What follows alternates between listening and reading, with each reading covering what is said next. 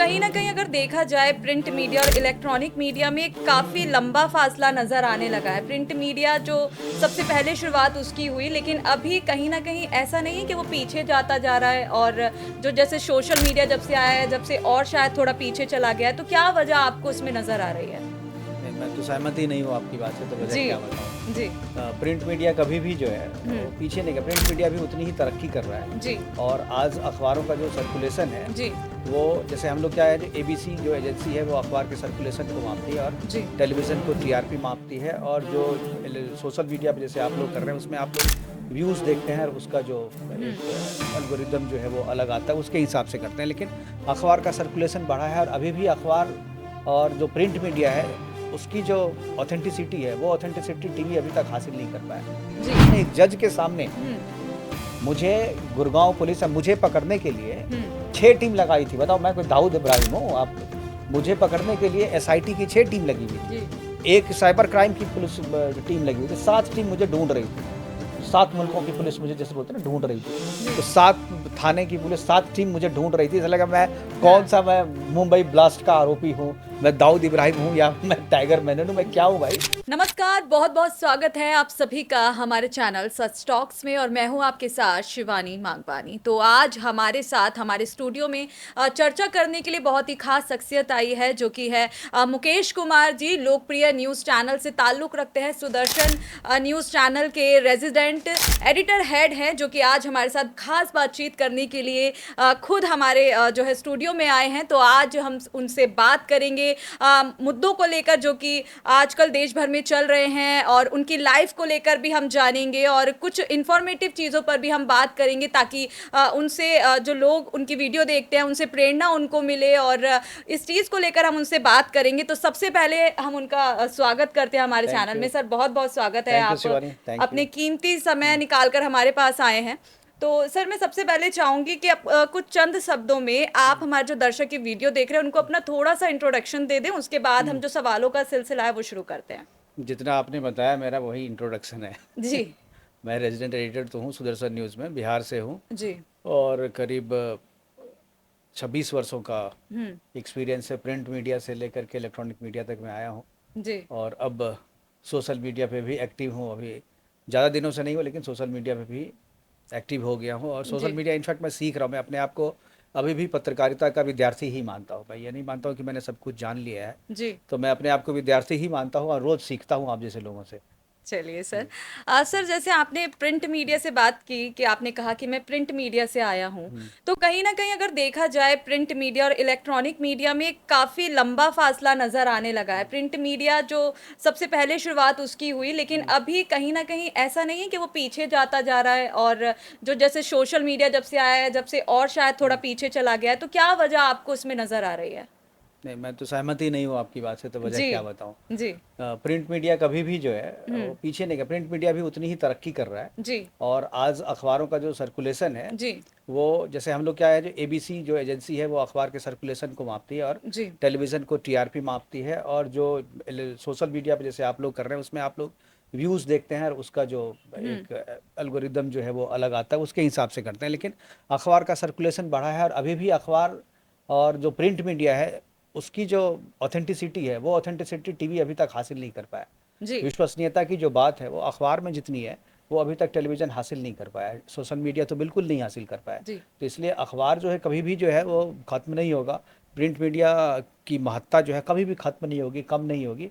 कि देखिए, सबसे पहले टीवी से पहले रेडियो आया था। बिल्कुल। तो रेडियो आने के बाद लोगों ने कहा कि अब तो अखबार जो है ख़त्म हो जाएगा, क्योंकि अब तो लोग पढ़ने से ज़्यादा सुनने पे ये करेंगे, सुन के हुँ, ही अखबार समाचार जान लेंगे। लेकिन रेडियो आया, रेडियो चला भी गया। अब जान रहे हैं कि रेडियो तो अब स्ट्रगल कर रहा है, हुँ, तो अखबार फिर बढ़ता ही रहा। जी, उसके बाद टेलीविज़न आया। टेलीविज़न के बारे में हम लोग, अब तो भाई अखबार ख़त्म हो जाएगा, अखबार कोई नहीं पढ़ेगा।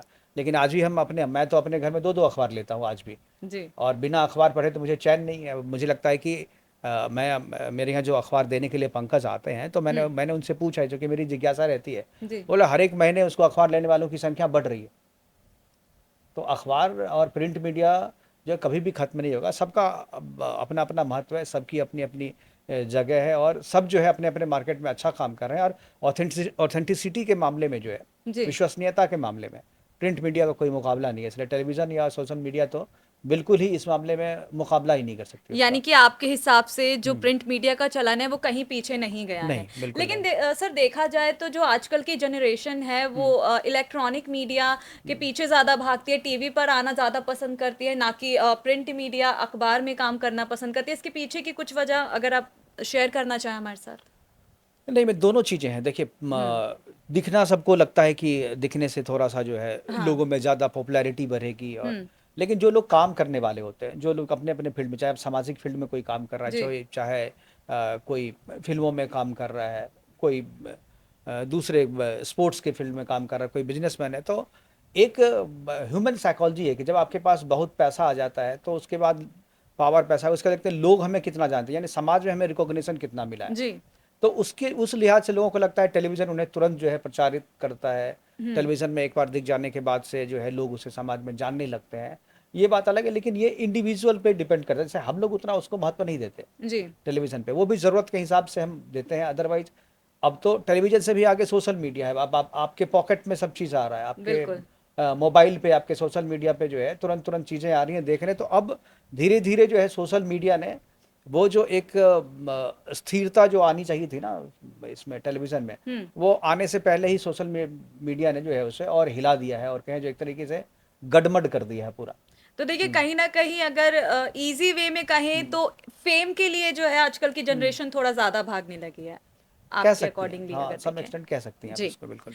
देखिए हुँ, मेरा अगला सवाल बहुत ही हुँ, अहम है क्योंकि आपकी अगर चर्चा की हम बात करें वैसे तो आपकी हुँ, मतलब पर्सनैलिटी है वो किसी इंट्रोडक्शन की मोहताज हुँ, नहीं है। हुँ, आपका जो शो चलता है डिबेट शो चलता है चैनल पर टीआरपी भी सबसे ज़्यादा हुँ, अगर हुँ, देखी जाए तो आपके शो से ही आती है। हुँ, लेकिन एक मुद्दा जब आपकी गिरफ्तारी की जो नूह हिंसा के दौरान जो हुँ, चर्चा आई थी, वो सबसे ज़्यादा सुर्खियों में रहा और बिल्कुल। मुकेश कुमार जो है हर तरफ हुँ, गूँज रहा था और आपकी गिरफ्तारी को लेकर भी सवाल उठे। लेकिन जहाँ खुलकर आ गया था कि आप गिरफ्तार किए गए हैं, हुँ, लेकिन वहीं चैनल ने बोला कि आपको अगवा किया गया है। तो हुँ, कहीं न कहीं चैनल क्या अपनी चैनल की इमेज नहीं, को दबाने की कोशिश कर रहा था कि नहीं, अगवा का नाम दे दिया गया गिरफ्तारी को?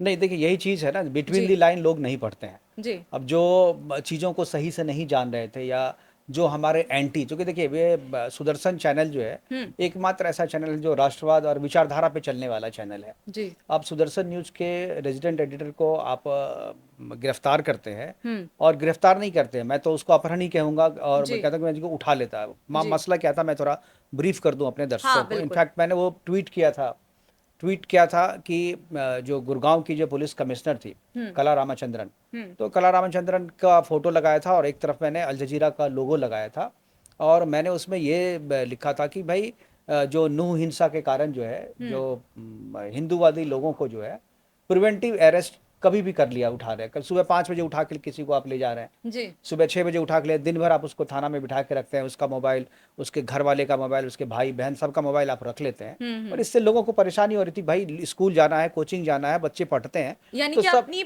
आपकी हाँ, पूरी फैमिली नहीं, को नहीं मेरी नहीं जी। अब मेरी फैमिली की नहीं क्योंकि हिंदूवादी जो लोग थे, जो नूह हुँ, हिंसा में जिनका नाम था, हुँ, उनको पुलिस परेशान कर रही थी और इतना परेशान कर रही थी जो प्रिवेंटिव अरेस्ट दिखा करके जी। दिन भर थाने में बुला रही थी लोगों को और हुँ, उनसे पूरा परिवार परेशान हो रहा था। इसको लेकर के लोग मिलने के लिए गए थे कला रामचंद्रन से, जो हिंदूवादी संगठन के लोग हैं, आरएसएस, वीएचपी के लोग भी गए थे जी। और उनको आश्वासन दिया गया था जो कि नहीं ऐसा अब नहीं होगा, लेकिन बावजूद वैसा हो रहा था। मेरे पास भी कंप्लेन रोज़ इस तरीके के आ रही थी। उसके बाद क्या हुआ जो अल जज़ीरा से फ़ोन आता है उनको, मैंने जो अपने ट्वीट में लिखा था, जो कला रामचंद्रन जी को अल जज़ीरा से किसी पत्रकार ने फ़ोन किया और जी। उनसे पूछा कि भाई नूह हिंसा में केवल जो है, जैसा कि मतलब ये सोर्स बता रहे हैं, मैं कब दोनों के बीच में क्या बात हुई वही दोनों बता सकते हैं। हुँ, लेकिन मेरे जो सोर्स थे और मेरा जो सोर्स ये था कि वो ये कह रहा है कि उनको कला रामचंद्रन जी ने ही बताया बातचीत के क्रम में जी। कि उनसे बोला था कि केवल आप मुसलमानों पे कार्रवाई हो रही है, हिंदुओं पे नहीं हो रही है हुँ, और उसके बाद से हिंदुओं पे कार्रवाई शुरू होने लगी। जी। तो उसको मैंने लिखा था कि भाई कला रामचंद्रन जी को अल जज़ीरा से फ़ोन आता है और उसके बाद वो इतनी एक्टिव हो जाती हैं कि सुबह 5 बजे भी हिंदू कार्यकर्ताओं को घर से उठा लिया जाता है और उनमें दोनों का फ़ोटो लगाया था और मैंने सरकार से बोला था संज्ञान लें इसका। ये ट्वीट उनको इतना नागवार गुजरा कि उन्होंने मुझ पे एफआईआर दर्ज करा दिया। बिल्कुल, कहा गया कि आपने हाँ, 3 ऐसे ट्वीट किए थे जो कि काफ़ी नहीं विवादित थे और 3 नहीं, कहीं एकमात्र ट्वीट, एक ही ट्वीट था जी, ये, केवल एक ट्वीट था। ओके। और इसमें मैं तो दर्शकों से भी जो पढ़ रहे, इस लाइन में क्या आपत्तिजनक है? जी, हाँ, मैं चाहूँगी कि आप कुछ एक भी बार ज़रा क्या बता दें। मैं अगर ये लिख रहा हूँ, जो हुँ, पुलिस कमिश्नर को अल जजीरा से फ़ोन आता है और उसके बाद वो इतनी एक्टिव हो जाती हैं हुँ, कि हिंदू कार्यकर्ताओं को सुबह-सुबह उठा करके थाने में बुला लेती हैं। जी, इसमें क्या आपत्ति है? मैंने इसमें क्या हिंसा फैलाने वाला है? उन्होंने बोला कि ये हिंसा फैलाने वाला है। भाई उस ट्वीट के तो आज मेरे लगता है 1 से 11 अगस्त को हुआ था ये जी, ट्वीट। 2023 की ये 23 की बात है, बात है, अगस्त 1 की। साल होने जा रहा है। बिल्कुल। 1 साल में तो कहीं कुछ नहीं हुआ। हुँ, लेकिन आपको लगा जी कि भाई इसमें हम कर सकते हैं। इनफैक्ट कुछ लोग जो है ना, जो ब्यूरोक्रेसी में कहते हैं ना कि सरकार आपकी है लेकिन सिस्टम उनका है। जी, तो ये सिस्टम के टूल गैंग के लोग हैं। ये सिस्टम के टूल हैं, जो आपको इसी तरीके से परेशान करते हैं। कहीं न कहीं आप मतलब ये हाँ, कह रहे हैं जानबूझकर एक जानबूझ के षड्यंत्र किया गया। रचाया और गया। जो आपने जो सवाल किया कि जी, हमारे चैनल ने कहा कि अपहरण, बिल्कुल हमारे चैनल ने सही कहा। जी, आप एक चीज़ बताइए कि मैं अपने वकील साहब के पास गया, जो कि पूर्व पूर्व के जज हैं, हुँ, अनिल बिमल साहब, हरियाणा जिला जज रह चुके हैं। हुँ, मैं उनके घर पे गया था मिलने के लिए और उनको वकालतनामा साइन करने के लिए।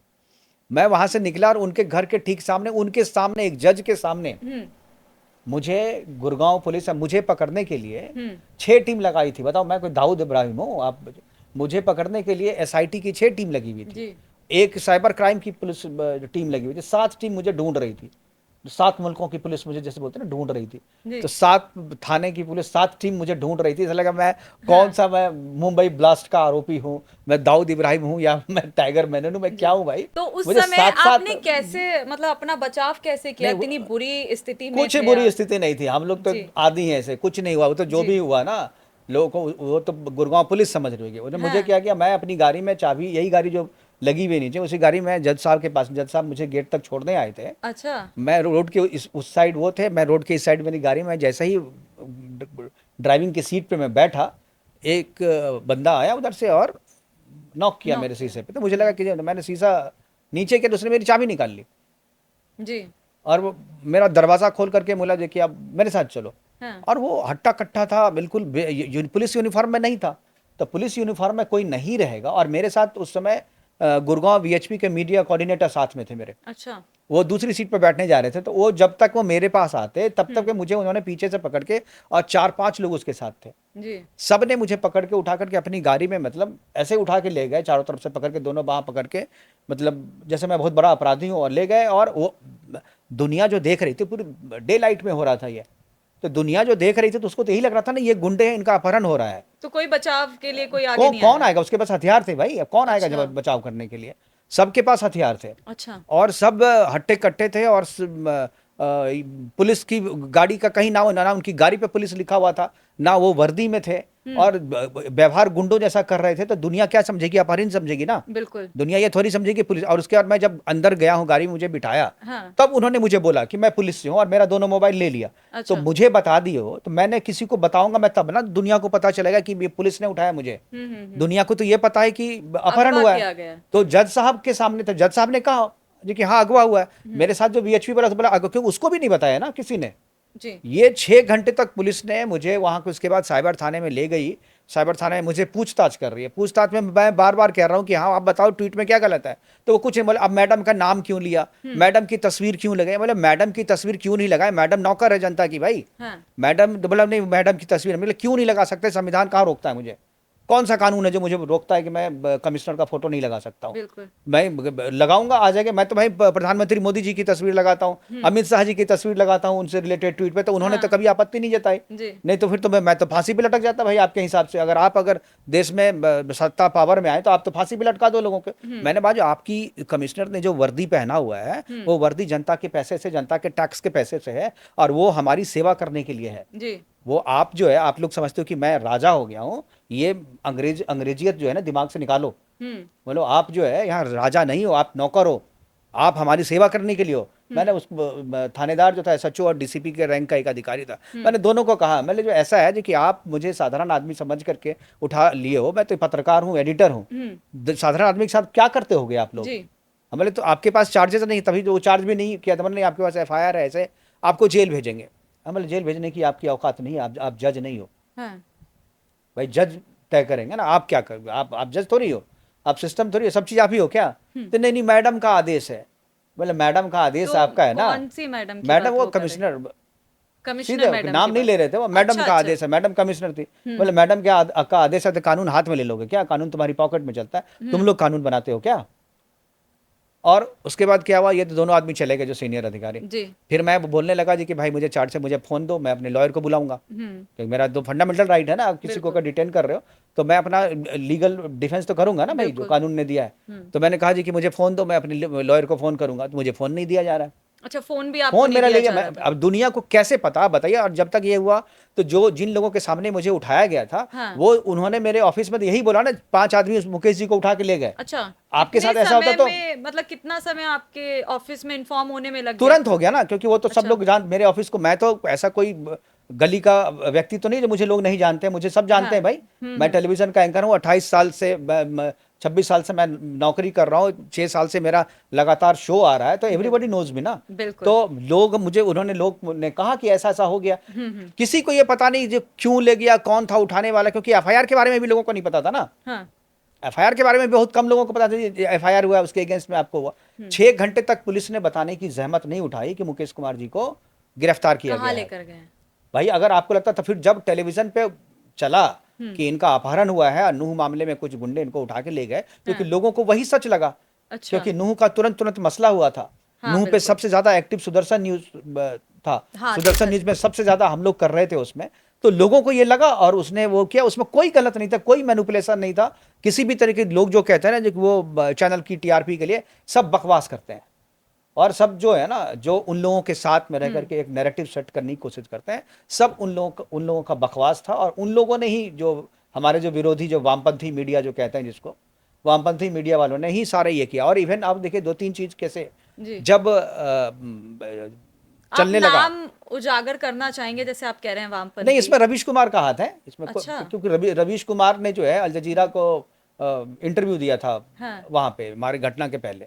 और अच्छा। रवीश कुमार ने इंटरव्यू जब दिया था, उसी के बाद से अल जजीरा से फोन आया था इनको। अच्छा, ये श्योरिटी क्या आप मतलब मतलब ऐसा? देखो, I am not sure, but अगर आप डॉट्स को मिलाओगे, अगर पॉइंट्स को मिलाओगे, तो कि अल जजीरा पे इंटरव्यू दिया हाँ। रवीश ने। हाँ। और उसके बाद जो है दो दो या सेम डे जो है, जैसा कि मेरे सोर्सेज बताते हैं कि वहाँ से अल जजीरा से इनको फ़ोन आया था। और फ़ोन आने के बाद भी मैंने वो उनके सोर्स पे नहीं विश्वास किया। उसके बाद एक व्यक्ति को मैडम ने खुद बोला कि मुझे अल जजीरा से फ़ोन आया, जी। और मान लो मैंने गलत लिखा, मेरे सोर्सेस गलत है, मैं मानता हूँ, ठीक, पत्रकार को हमेशा नहीं 100% आप कभी नहीं, आप गलत हो सकते हो जी, कि अल बिल्कुल। जजीरा का नहीं आया मान लीजिए। तो भाई आप मुझे झूठ साबित करने के लिए अपने फ़ोन को डिटेल निकाल के सार्वजनिक कीजिए ना। अच्छा, मतलब आपको कोई सामने से प्रूफ नहीं दिखाए गए? हाँ, कुछ नहीं दिखाएगा किसी, अरे अच्छा। मुझे मत दिखाओ, जनता को तो दिखाओ। आप मान लीजिए अल जजीरा से मैंने फ़ोन किया, ये यही इसी, क्योंकि आपत्ति भी मेरी, उन्होंने आपत्ति क्या जताई मेरे पे, हाँ। जो ये बात गलत है। बोले गलत है तो आप मुझे झूठ साबित करने के लिए सबूत दिखाओ। आपके मोबाइल पे आया होगा फ़ोन, या आपके लैंडलाइन पे आया होगा फ़ोन, बिल्कुल। दो ही जगह आया होगा ना। तो आप दोनों का जो पब्लिक का टेलीफोन है ना, वो पब्लिक बिल तो पैसे हम और आप भरते हैं ना। वो जो जो वर्दी पहन के पुलिस घूमती है जी। और इतनी सुविधाएं, वो तो हमारे आपके टैक्स के पैसे का है। तो हम तो राइट है ना हमारा। तो आप अपना मोबाइल का डिटेल निकालिए, लैंडलाइन का डिटेल निकालिए, बता दीजिए ऐसे जे नहीं मुकेश जी गलत बोल रहे हैं, मुकेश। जी। तो सर देखिए, जो स्थिति आप अभी हमें बता रहे हैं, तो उससे 2 चीज़ें तो क्लियर हो गई हैं कि जो भी हुआ उस दौरान आपकी जो गिरफ्तारी थी, कि वो किसी भी टीआरपी के लिए नहीं की गई नहीं। है, और आपको जो अगवा किया गया उसके पीछे एक रीज़न था, क्योंकि जो लोगों ने खबर दी न्यूज़ चैनल में, उसके उसके ज़रिए यही देखा गया कि आपका किडनैप हुआ है, तो उस वजह से ये चीज़ें आई। लेकिन सर इतना बड़ा जो एक हादसा ही हम बोल सकते हैं ये हुआ, उसके बाद आप निकले कैसे, और उसके बाद आप सामने दोबारा आए, और चैनल में बिल्कुल। जब आप गए उसके बाद आपको कैसे मतलब फेसेस करनी पड़ी सारी चीज़ों को, कैसे आपने फेस किया, उसके बारे में मैं आपसे थोड़ा-सा जानना बिल्कुल सही चाहूँगी? सही कहा आपने। मैं बता रहा था इसको, हुँ। जो किस तरीके से सिस्टम आपके खिलाफ अगर हो जाए, या सिस्टम में घुसे हुए लोग यदि आपके खिलाफ हो जाए, तो सरकार का बैंड किस तरीके से बच जाता है, हुँ। किस तरीके से सही आदमी को प्रताड़ित कर दिया जाता है, ये मेरे केस में पूरी तरीके से साबित हो गया। अच्छा। एक तो जो मुझे गलत तरीके से उठाया गया, बताया नहीं। 6 घंटे के बाद पुलिस ने प्रेस रिलीज जारी किया कि नहीं, इन्हें फेक न्यूज़ फैलाने के लिए जो है डिटेन किया गया है, इनको गिरफ्तारी हुई है इनको, और सुदर्शन न्यूज जो है अपहरण की बात है वो गलत है। भाई गलत है तब पहले दिन बोलते ना, ऐलान करते, फोन करने के साथ आते आप। बिल्कुल। और आप मेरे पे एफआईआर हुआ तो एक बार मुझे फोन करके बताते ना, हम्म। एफआईआर हो गया, मैं खुद थाना चला जाता, और इनफैक्ट मैं थाना ही जा रहा था। अच्छा। क्योंकि जब मैं वकील साहब के पास गया था तो वकील साहब ने कहा यार जो एफआईआर हुई है लेकिन इन्होंने तो अपलोड किया नहीं है, हाँ। तो इसकी कॉपी चाहिए मुझे। तो मैं बोला जी कैसे, चलो ऐसा करते हैं ना, हम थाने जाते हैं, कॉपी मांगते हैं उससे। तो मैं थाना जा रहा था, मेरे साथ मतलब बीच में ही आपको रोक अब लिया। सामने में ही उन्होंने किया। अगर वो मुझे हाँ। एक 10 मिनट 15 मिनट रुकते तो मैं थाने पे होता, और थाने पे मुझे गिरफ्तार कर सकते थे, थाने में। तो उनकी इतनी किरकिरी नहीं होती। बिल्कुल।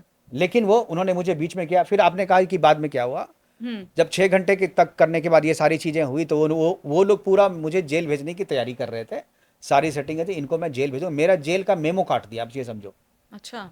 मेरे घर में लास्ट में फ़ोन किया गया, जो मैं चूंकि बीपी का पेशेंट हूँ, तो मुझे बीपी की दवा मैं रोज़ खाता हूँ, तो मेरी बीपी की दवा पूछी गई, जो पूछा जाता है किसी को भी जेल भेजा जाता है तो उसके बारे में पूछा जाता है आपको हेल्थ कंडीशन, क्योंकि मुझे फिर मेडिकल भी कराया गया मेरा। मेडिकल कराने के बाद वहाँ मेरे बीपी, डेफिनेटली मेरा तो बीपी वैसे भी बढ़ा रहता है, अब मैं बीपी वहाँ भी बढ़ा हुआ था, फिर उन्होंने मुझे इंजेक्ट किया, जी। फिर मेरा बीपी लो हुआ, थोड़ा नॉर्मल हुआ।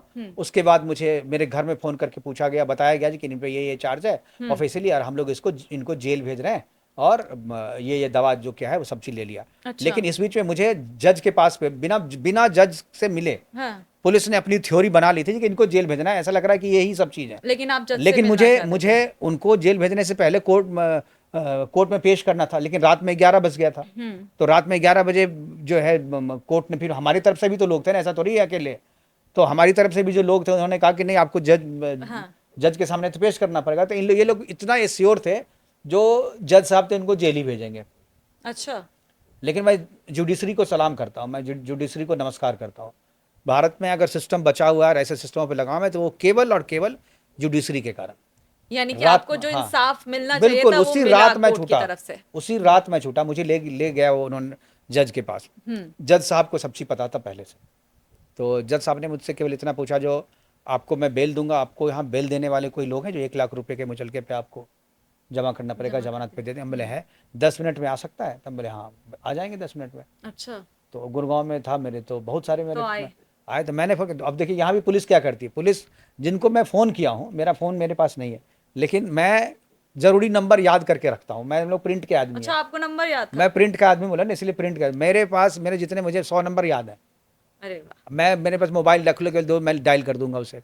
अच्छा। मैंने डायल कर दिया, उसका नंबर लिया, मैंने डायल कर दिया, उठा लिया। मेरे से बाद मैंने बोला यार मैं यहाँ फंसा हूँ, मुझे जमानत की ज़रूरत है, आप आकर के जमानत दे दो। तो बोलता है, वो समझ नहीं आता क्या जमानत, कोई उनको क्या लगा कि मुकेश जी को भी पुलिस की जमानत तो लेनी पड़ेगी। तो पुलिस वाला जो है मेरे हाथ से फ़ोन ले लेता है, अच्छा। और उसके बाद आपको पता है इन पे क्या चार्जेस हैं, आपको क्या करना है पता है, ये पुलिस में ये जेल जा रहे हैं, आपको 1 लाख रुपए, उसको डरा रहा है। तो जो मेरे जो लोग थे वो बोला कि अरे भाई कोई भी है, मुकेश जी का मैं आ रहा हूँ, एड्रेस बता। अरे वाह। तो वो मेरे बहुत अच्छे मित्र है। मैं हाँ। जसवंत बबलू जी, मैं नाम भी लेना चाहूँगा, जसवंत यादव जी हैं, जसवंत बबलू बबलू हम लोग कहते हैं उनको, दिलेर आदमी है। और वो आए वहाँ 10 मिनट का, 7 मिनट में पहुँच गए वो।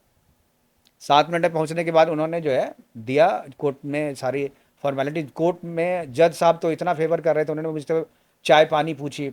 अंदर कोई भी एक्यूज को, जिसको बोलना है उसको जज साहब अपने अंदर नहीं बुलाते हैं कभी, लेकिन उन्होंने मुझे घर के अंदर बुलाया, बिठाया, पानी पिलाया, चाय कॉफ़ी पूछी, और उसके बाद हम लोग वहाँ बात करते रहे। और बहुत ही उन्होंने मुझे बोला, जब टेंशन मत लीजिए, ये गुड़गांव पुलिस जो है ना, इसके काम करने का तरीका ही यही है। अच्छा। ये जो अब पुलिस वाले को बहुत डांट लगाई, और उन्होंने कहा जी कि भाई ये जो है, आप जानते हो इनको, 25 साल के एक्सपीरियंस ये है इनको, और ये इतने अच्छे पत्रकार हैं, और आपने इसे झूठा चार्ज लगा करके ये कर दिया।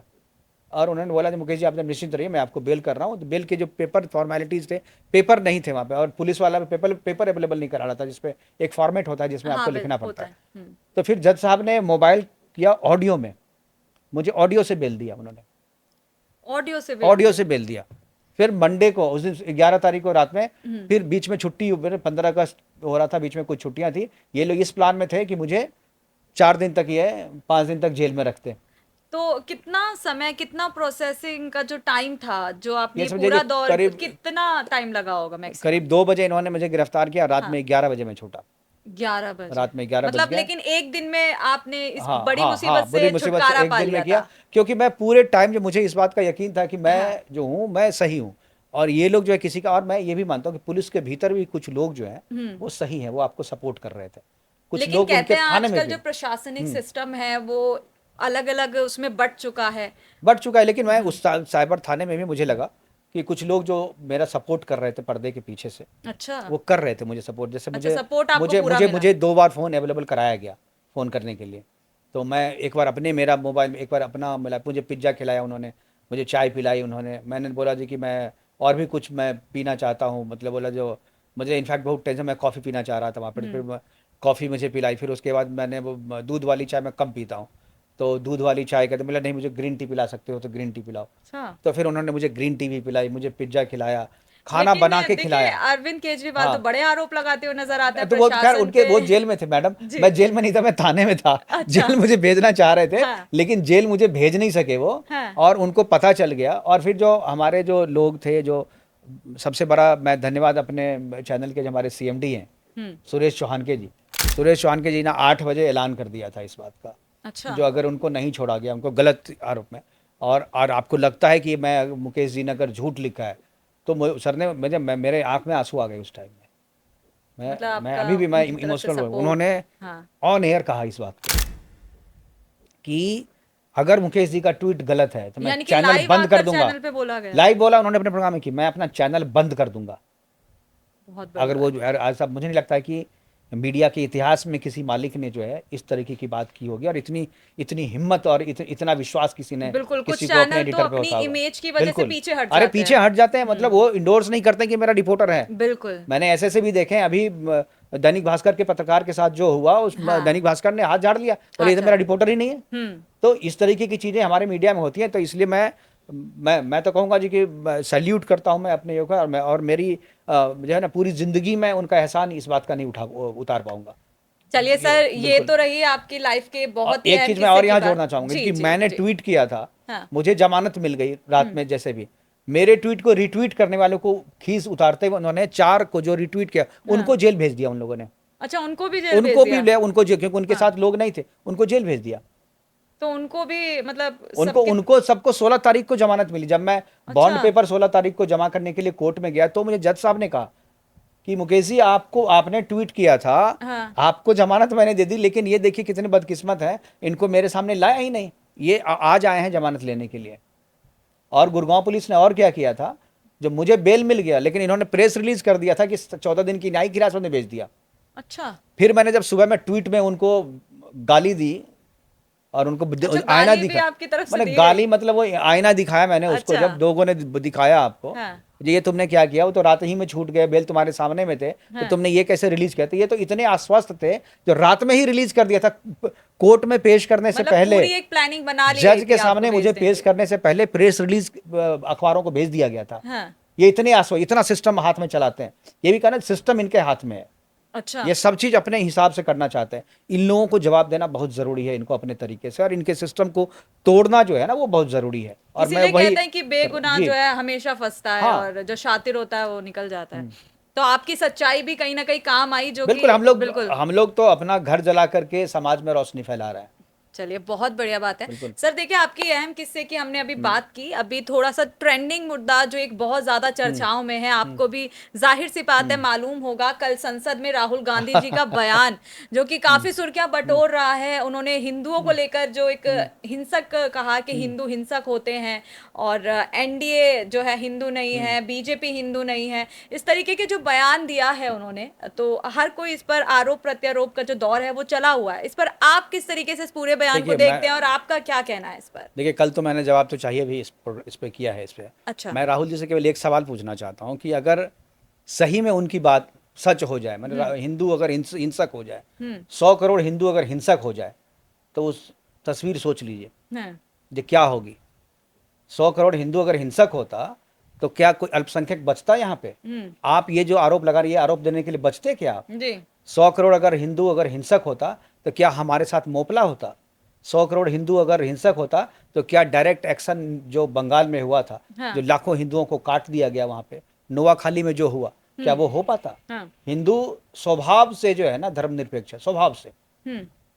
हिंदू कभी किसी को नहीं कहता कि तुम हिंदू बन जाओ, हिंदू आप जन्म से ही हो सकते हो। जी। और आप जो क्या उसमें कह रहे हो कि उनका और भी स्पीच उन्होंने भगवान शिव का अपमान किया उन्होंने। बिल्कुल, वो और भगवान तस्वीर उन्होंने बाकायदा तस्वीर भाई, दिखाई। जिस तस्वीर को हम लोग पूजते हैं, आराध्य हैं हमारे भाई, हम हमारे सामने में अब तस्वीर आता, आप उसको ऑफिस के पेपर की तरह इस्तेमाल कर रहे हो, बिल्कुल, डेस्क पे ऐसे रख दे रहे हो, उसी अपवित्र हाथ से आप अपना जूता भी पहन रहे होगे, बिल्कुल। उसी हाथ से आप सारे काम कर रहे होगे, और उसी हाथ से आप भगवान शिव को उठा रहे एज़ हो। अ प्रूफ तो वो आप जो वहाँ पर प्रूफ उस उठा रहे हो क्या? तस्वीर को वो दिखा तो रहे हैं। आप वो भगवान क्या राजनीति करने की चीज है आपके लिए? आप इस तरीके से उसका अपमान कर रहे हो। इसलिए तो हिंदुओं पे जो कहा, वो जो हिंदुओं को नफरती कहा, हिंदुओं को हिंसा फैलाने वाले कहा, असत्य बोलने बोलने वाला कहा, अगर ऐसा होता ना राहुल जी, अगर हिंसक हो जाए ना बहुसंख्यक हिंदू, हुँ, कोई अल्पसंख्यक नहीं बचेगा। ये 80-20 की लड़ाई जो है ना, एक दिन में खत्म हो जाएगी। ये जी, 80-20 की लड़ाई पे जो आप राजनीति कर रहे हो ना, एक दिन में ये लड़ाई अगर हिंदू हिंसक हो जाए ना, एक दिन में रिजल्ट आ जाएगा इसका। जो हिंसक है तो क्या, जी, अरे हिंसक अगर होता हिंदू तो आप हुँ, दिखते नहीं कहीं। बिल्कुल। मतलब देखा जाए तो कहीं न कहीं जो नज़र आ रहा है कि वो खुद हिंदू होते हुए, वो हिंदुओं का अपमान करते हैं, तो क्या वो नहीं, आप गलत राजनीति आप मुसलमानों गलत के। बोल रही हैं। वो हिंदू है नहीं। आप कौन कह दिया वो हिंदू है? चलिए अगर आप उस आप तरीके से देखिए देखिए, देखते हैं। जी, दो चीज के नहीं, हुँ, उनके पिता क्या थे? जी, फिरोज खान थे। बिल्कुल। अब हमारे यहाँ जो है किससे चलता, पितृसत्तात्मक समाज है ना हमारा। हाँ, तो पिता से चलेगा या तो कहीं न माता कहीं से दोनों चलेगा? का कॉम्बिनेशन जो है कॉम्बिनेशन है। ऊपर से जुड़ा तो हुआ आप आ रहा अपने है। पिता के नाम से क्यों नहीं कहते? तो आप क्या हाँ, प्रियंका गांधी कहती है, प्रियंका हाँ, गांधी के बारे में जो कांग्रेस के जो कार्यकर्ता हैं बोलते हैं इनमें इंदिरा गांधी का अक्स दिखता है। हुँ, तो भाई, तो राहुल गांधी में फिरोज खान का अक्स क्यों नहीं ढूंढते आप? तो कहीं न कहीं वो ऊपर से ही हाँ, चला हुआ आ रहा है दिखता, उनका बिल्कुल प्रेम। दिखता है ना। देखिए फिरोज खान का चेहरा देखिए आप, हाँ, राजीव गांधी का चेहरा देखिए, और राहुल गांधी का एकदम मिलता है।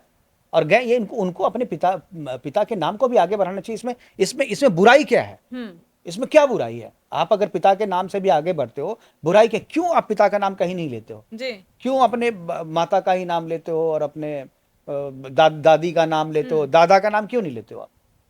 देखा जाए तो कांग्रेस अपना मुस्लिम वोट बैंक बनाने के हम्म। चक्कर में हिंदुओं से जो है पीछे हटे, तो क्या ये उनके लिए एक समय में हानिकारक भी हो सकता है? एक समय से क्या, 15 साल से तो हानि में ही जा रहे हैं। हुँ, 15 साल आगे तो से। अगला पीएम बनने की बात हो रही है अब सर। ठीक है, देखिए कांग्रेस अब मुस्लिम लीग हो गई है इनफैक्ट। अच्छा, उनकी जो जितनी बातें हैं आप देखिए, उनका जो एजेंडा, और आज़ादी से पहले, हुँ, बंटवारे से पहले मुस्लिम लीग का जो एजेंडा था, जिन्ना का जो एजेंडा था, हुँ, कोई फर्क नहीं है। हुँ, वो भी तुष्टीकरण की हद तक गए थे, ये भी तुष्टीकरण की हद तक पहुंच चुके हैं। हुँ, आज जो आप हिंदू को हिंसक बता रहे हो, क्यों? किसको खुश करने के लिए? हाँ, बहुसंख्यक हिंदू को गाली देकर के आप किसको खुश करते हो? अल्पसंख्यक को। अल्पसंख्यक में जैन और बौद्ध और सिख नहीं है, क्योंकि वो तो हमारे कॉन्स्टिट्यूशन के हिसाब से वो तो हमारे सनातन का अभिन्न हाँ जी, हिस्सा है। हाँ जी, हमारे संविधान के 25B में हुँ, वो हिंदुइज्म का पार्ट है, संविधान में भी और वैसे भी। तो ये सब तो सारे हिंदू से अलग नहीं है। तो ये उनको बांट करके बंटवारे की राजनीति करना चाह रहे हैं, और बहुसंख्यक हिंदुओं को गाली दे करके अल्पसंख्यक मुसलमानों को अपनी तरफ कंसंट्रेट करना चाहते हैं, और उसी की राजनीति ये करते आ रहे हैं, और उसी की राजनीति से उन्हें लगता है कि इनका भला होगा। तो सबकी अपनी देखिए अपनी सोच है। अवधेश प्रसाद जी जिन्होंने जय श्री राम बोलने पे भी वो बड़ा हिचकिचा रहे थे एक हिंदी खबर न्यूज चैनल पे एक इंटरव्यू के दौरान, तो वो जो है साइड लेते हुए नजर आ रहे हैं राहुल गांधी का, और कह रहे हैं कि राहुल गांधी ने जो बयान दिया है वो ये नहीं दिया है जो कि दिखाया जा रहा है, वो तो बीजेपी को बोल रहे थे, और कहीं ना कहीं वो मतलब डिफेंड मुझे कर रहे हैं मुझे राहुल गांधी को। मुझे लग रहा है हाँ, कि ये किसी निजी चैनल ने नहीं दिखाया, किसी निजी चैनल का इंटरव्यू नहीं था जो राहुल गांधी जी। हाँ, संसद टीवी पर लाइव देखा बिल्कुल, करोड़ों लोगों ने, और लाइव में जो चीज बोला गया उसको झुठला देना, वरना मैं भी देखा भाई, आप भी देखी होंगे, जितने भी दर्शक हैं वो भी देख रहे हैं ना। उन्होंने कहा कि जो हिंदू हैं हाँ, वो हिंसक हैं, वो नफरती हैं, वो असत्य असत्य असत्य फैलाते हैं। तो जो हिंदू हैं, तो भाई जो हिंदू का मतलब कौन है? मैं भी तो हिंदू हूँ, हाँ, मुझे भी बुरा लगा भाई। आपको बुरा नहीं लगा? मैंने ना, आपको बिल्कुल भी बुरा सर, लगना चाहिए, बुरा जितने भी हिंदू लगा, हैं। मुझे लगता बिल्कुल है बुरा कि लगा। कांग्रेस के जो हिंदू MP जो उस समय हाउस में थे, उनको क्यों नहीं बुरा लगा? हाँ, उनसे सवाल पूछना चाहिए कि भाई तुम्हें क्यों नहीं लगा बुरा? भाई तुम भी तो हिंदू हो, जी, तुमको हिंसक कह रहे हैं, तुमको बोल रहे हैं नफरती हो हाँ, तुम असत्य बोलते हो, तो तुम्हें भी तो बुरा लगना चाहिए। तो यहाँ कांग्रेस वाले जो हिंदू हैं ना, वो हाँ, यही तो है ना, जो कि आप इसको धर्म मतलब वो मिले जुले हिंदू हैं मिले देखा जुले जाए। तो देखिए देखिए, बकरे की जब बलि होती है ना, तो पहले हाँ, उसको नहलाया धुलाया जाता है, और उसको टीका लगाया जाता है। हाँ, तो उसी तरह जब हिंदुओं को जब मुसलमान बनाने वाली बारी आती है ना, तो पहले उसको धर्मनिरपेक्ष बनाया जाता है। तो सीधे आप नहीं बना सकते। तो वो अभी कांग्रेस वाले जो MP हैं, वो अभी धर्मनिरपेक्ष है, बलि उनकी भी होगी, जी, उनको भी कन्वर्ट किया जाएगा, आज किया जाए कल किया जाए। हुँ। तो मसला तो वही है, जो समझते हैं वो तो समझते हैं। चलिए सर, जैसे भी अभी मैंने आपसे बात की, तो अभी जैसे हमने अवधेश प्रसाद जी की बात की तो मेरा ध्यान उत्तर प्रदेश की तरफ भी चला गया, तो वहाँ के सीएम जो योगी जी हैं उन्होंने भी इस पर अपना प्रतिक्रिया दी हाँ और हाँ राहुल गांधी की इस बयान को जो है बचकाना हरकत बोला। तो उसको लेकर आपका क्या कहना है? साथ ही देखिए सीएम योगी की बात हो रही है तो एक सवाल मेरे मन में और आ गया, थोड़ा पर्सनल है लेकिन मैं चाहूंगी कि मैं पूछ लूं। सर, आपके चैनल में देखा गया है कि जो उत्तर प्रदेश के मुख्यमंत्री हैं सीएम योगी आदित्यनाथ जी, उनका रुख ज्यादा आपकी तरफ देखा गया है, तो क्या कुछ खास कनेक्शन है चैनल में, चैनल के नहीं देखिए, लोगों के हमारी बीच? तरफ और नहीं, हमारे चैनल की तरफ, हमारे जी, चैनल के जो सीएमडी हैं हाँ, सुरेश चौहान के जी की जो विचारधारा है, उस हाँ, विचारधारा से योगी जी बहुत ही मतलब उसी विचारधारा के, सेम विचारधारा के हैं। हाँ, और दोनों के बीच में बहुत अच्छी ट्विनिंग है, हमारे बॉस जी। के बीच में और जो सीएम योगी जी हैं, कुछ इसलिए लोग इसलिए कहते हैं कि विचारधारा के। बीजेपी का साइड आप लोग इसलिए लेते हैं कि भाई कुछ कनेक्शन तो है। नहीं नहीं, अब देखिए हाँ, ये चीज़ मैं साफ कर दूं, अब हमारे अगर हाँ, बिंदास बोल देखते होंगे सुरेश वानके जी का, हमारे हाँ, सीएमडी का जो प्रोग्राम है, हम्म, उसमें उन्होंने एक बार नहीं बार बार बोला है इस बात को कि हम किसी पार्टी के समर्थक नहीं है, जी, हम विचारधारा के समर्थक हैं, हम राष्ट्रवाद के समर्थक हैं, हम हिंदुत्व के समर्थक हैं, हम सनातन के समर्थक हैं, और इसके नज़दीक जो भी पार्टी है हम उसके समर्थक हैं। तो हाँ, अभी इस विचारधारा के सबसे ज़्यादा करीब जो हो बीजेपी है, हाँ, सबसे ज़्यादा नज़दीक बीजेपी है, तो हम बीजेपी को सपोर्ट करते हुए दिखते हैं लोगों को। लेकिन हम जब बीजेपी का विरोध करते हैं तो लोगों को नहीं दिखता है, लोगों को लगता है ये स्ट्रेटजी है। हम विरोध भी करते हैं, बहुत सारी चीज़ें ऐसी हैं जो मुझे नहीं पसंद है, तो वो सर खुलेआम बोलते हैं। हाँ सर, देखिए अगला सवाल हाँ। मेरा यही था कि पॉलिटिकल पार्टी में चैनल का इन्वॉल्वमेंट कैसा रहता है और कैसे वो अपना इन्वॉल्वमेंट दिखा पाते हैं पॉलिटिकल नहीं, पार्टी के अंदर? इन्वॉल्वमेंट नहीं होना चाहिए किसी भी जी मीडिया का, किसी भी चैनल का पॉलिटिकल पार्टी में इन्वॉल्वमेंट नहीं होना चाहिए। सर, लेकिन हाँ, आजकल देखा जाए तो कहते हैं कि गोदी मीडिया, बहुत सारी देखिए लोगों के गोदी दिमाग मीडिया, में ये चीज बैठ गई देखिए है। मैं बता रहा हूँ, हाँ, गोदी मीडिया कौन कह रहा है आपको? ये हाँ, वामपंथी मीडिया कह रहे हैं, जो 70 साल से गोद में बैठे हुए थे, तो अब उनको गोद से उतार दिया है सरकार ने। तो अब दूसरे लोग जो गोदी नहीं, इनफैक्ट वो उनको दिखाने रहे, तो उनको लग रहा है गोदी मीडिया तो आप थे। हाँ, 70 साल से आप सरकार की गोद में बैठ करके आप पत्रकारिता कर रहे थे। हाँ, जो लोग 70 साल से कांग्रेस की पत्रकारिता कर रहे थे, कितने पत्रकार ऐसे हैं जो कांग्रेस की नीतियों का विरोध किया उन्होंने? हाँ, एक भी पत्रकार नहीं। अगर एक भी पत्रकार करता तो 70 साल सरकार बदलने में नहीं लगता। बिल्कुल, तो 70 साल तक वो सरकार की गोद में बैठे रहे। तो गोदी मीडिया खुद ने अब लोगों को एक राइम बना दिया, मोदी और गोदी मिलता है तो कविता बना दो जी। ये गोदी मीडिया जो सरकार का समर्थक, जो भाई हम तब बोल दिए अपना, जो हम राष्ट्रवाद के समर्थक हैं, हम हिंदुत्व और सनातन के समर्थक हैं, और इस विचारधारा से नज़दीक जो भी सरकार होगी, जो भी पार्टी होगी, हम उसके समर्थक हैं। बीजेपी उसके करीब है। बीजेपी पूरा करीब नहीं है, बीजेपी पूरा इंडोर्स नहीं करती है, क्योंकि सबका साथ सबका विकास जो वाला है हम उसका विरोध करते हैं।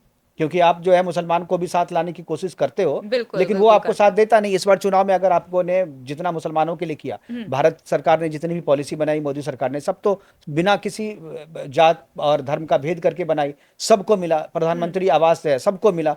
सड़कें बनी, सबके लिए बनी। उज्ज्वला सबको मिला, आयुष्मान सबको मिला। लेकिन वोट उसके बदले दिया नहीं आपने। सरकार कोई अच्छा काम करती है तो वो जी, क्या चाहती है कि जनता हमें इनाम दे, हमें वोट दे, फिर से पसंद करे।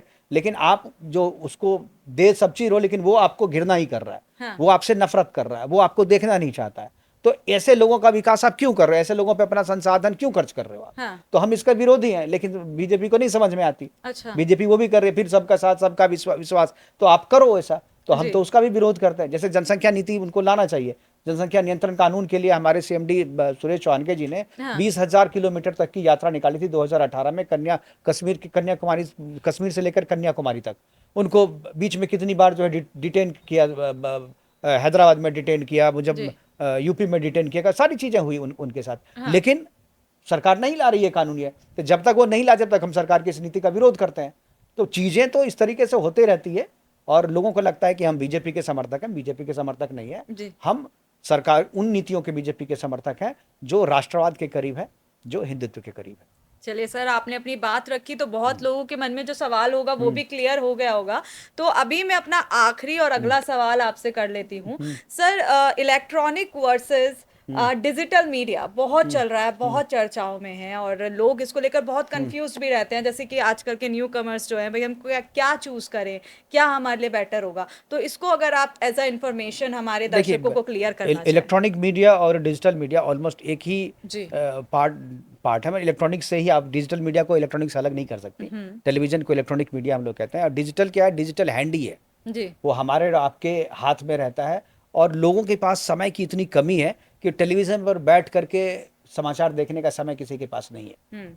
आप जिस समय बैठे हैं उस समय क्या दिख रहा है टीवी पे उतना ही देखते हैं। उसके बाद उसका अपडेट, उसका फॉलो जो है वो चाहते हैं कि वो आ जाए हमारे हाथ में, मोबाइल पे आ जाए, डिजिटल पे आ जाए। तो डिजिटल की भूमिका भी बहुत बड़ी है, जिम्मेदारी भी बड़ी है। और जो लोग डिजिटल मीडिया में आज जिम्मेदारी से काम कर रहे हैं, ऑथेंटिसिटी से काम कर रहे हैं, उनके खबर में सच्चाई दे रहे हैं, उनको जनता पसंद कर रही है। और उनकी तरक्की, अब तो सरकार पॉलिसी भी लाने जा रही है इस पे, क्योंकि इसके बिना जो है अब आगे चल नहीं सकते आप। जी। अब डिजिटल मीडिया जो है आपकी ज़रूरत हो गई है। तो इसको एक गाइडलाइन बनाया जा रहा है, एक फ्रेम में दिया जाएगा। और आने वाला टाइम जो है डिजिटल मीडिया का है डेफिनेटली, क्योंकि सरकार में पहले टेलीविजन पे आप कुछ दिखाए सरकार के फेवर में या सरकार के विरोध में, लेकिन सरकार देखी नहीं। हाँ, सरकार के पास कहाँ समय है जो टेलीविजन देखे वो। बिल्कुल। लेकिन आपने उसको अगर इलेक्ट्रॉनिक में उसको सोशल मीडिया के फॉर्मेट में लाई और आपने उसे ट्वीट कर दिया, उसका लिंक आपने उनके मोबाइल, उनके पीओ भेज दिया, तो तुरंत देखते हैं, तुरंत उस जी। पर रिएक्शन होता है। इसलिए ये मुझे लगता है कि ये चलन जो है बढ़ना चाहिए, आगे और आना कहीं चाहिए। ना कहीं दोनों चीजें अपनी अपनी जगह इंपॉर्टेंट ही सब हैं। अपनी जगह इंपॉर्टेंट, सब पैरेलल विकास। आप जो कह रहे हो टीवी के आने से ना रेडियो का खत्म हुआ, हाँ, ना प्रिंट रेडियो के मीडिया। आने से अखबार खत्म हुआ, ना अखबार के आने से उससे पहले जो हम लोग समाज में ढोल पीट करके संदेश देते थे ना, इंफॉर्मेशन देते तो थे, ना वो, तो हाँ, सबका पहले अपना के अपना अलग है, जमाने सब में। साथ साथ चलेंगे, जी। कोई किसी को खत्म नहीं करेगा। चलिए तो सर, हमारे सवाल जवाबों का जो सिलसिला है उसको आज हम यहीं समाप्त करते हैं। बहुत ही अच्छा लगा कि आपने अपने जो अहम किस्से थे वो हमारे साथ शेयर किए, अपने थैंक यू, इंफॉर्मेशन हमारे दर्शकों के साथ शेयर की। तो बहुत बहुत शुक्रिया सर आज हमारे साथ इस खास थैंक यू, बातचीत के लिए। Thank you. आपने भी सवाल जिस जी अंदाज से पूछे, जो मैंने दिल की बात निकाल के रख दी आपके सर, सामने। बहुत बहुत शुक्रिया। थैंक यू, तो थैंक हमारे यू। साथ मुकेश सर जी थे जिनसे हमने बात की, और उनके जो कुछ किस्से थे जो कि जनता जानना चाहती थी, और कुछ जो मिसअंडरस्टैंडिंग थी वो भी उनके जवाबों से क्लियर हो गई। तो आज की हमारी इस वीडियो में बस इतना ही। कल फिर हाजिर होंगे नई जानकारियों के साथ। बने रहे सच टॉक्स के साथ।